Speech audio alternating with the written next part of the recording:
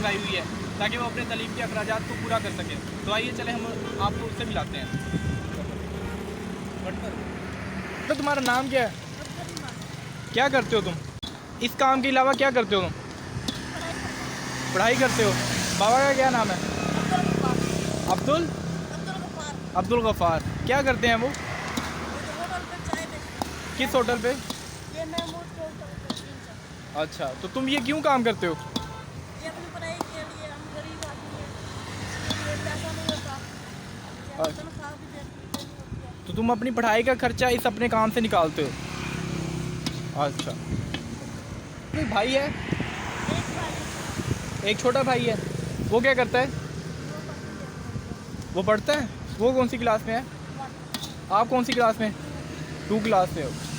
आप बड़े होके क्या बनना चाहते हो? डिज़ाइनर बनना चाहते हो।